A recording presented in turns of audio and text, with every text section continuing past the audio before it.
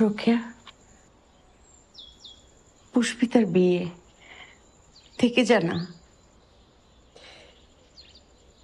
তোদের বিয়ে বাড়ি ব্যস্ততা, আমরা বরং আজ চাই।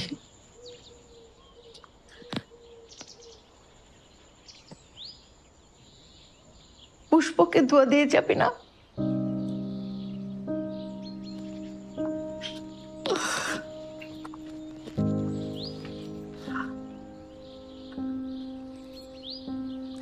তুই পারবি, পারবি আমার আবিরকে ছাড়া থাকতে?